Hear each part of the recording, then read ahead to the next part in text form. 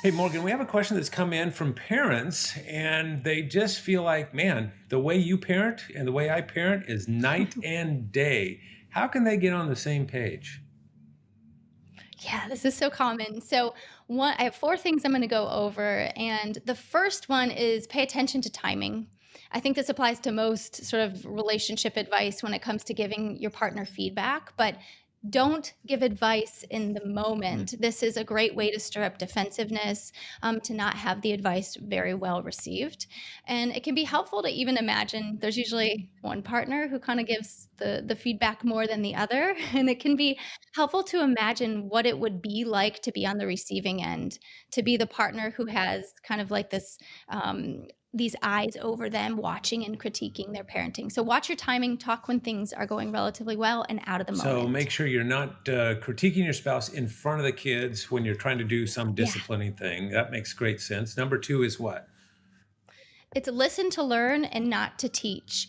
Ideally, you want to find a blend of both partners' perspectives and styles. I think that a lot of times each partner kind of comes to it with different values around what they want to instill in their children. And sometimes these look like fears, actually. Like, I don't want a spoiled child, or I don't want a child with a poor work ethic, or I want a child with who has emotional intelligence. And sometimes these things create some conflict in the parenting approaches. So, sit down, talk about it. What are the values we want to get on the same page about, and how we raise our children Yeah, together? because sometimes it's the technique that's different, not necessarily the Yeah. values, because we both Yes. want this. We're just going at it from different. Okay. And number three is? Number three is share resources if you guys are willing. Share a podcast, share a book, share one of these videos. Do something that can kind of add a bit more information to the I conversation. love that because it's something that seems so obvious, but we don't always do that as parents. And Mhm. Loveology is actually designed beautifully for that because you watch a little video and you think, oh man, this is exactly what we were talking about a couple nights ago. And you can just forward it to your spouse and say, let's talk about this later tonight. So that's a great thing. All right. And then finally, number four. The fourth is develop a plan.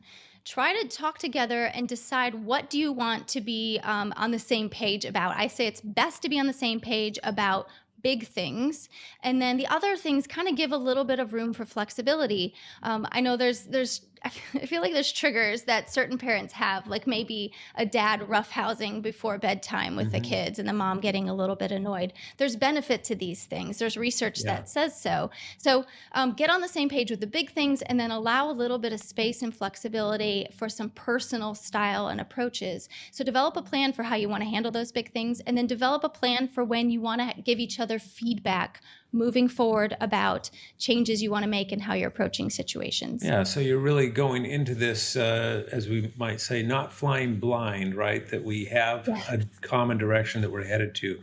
Four very practical things that we can do to get on the same page as parents. Morgan, thanks, as always.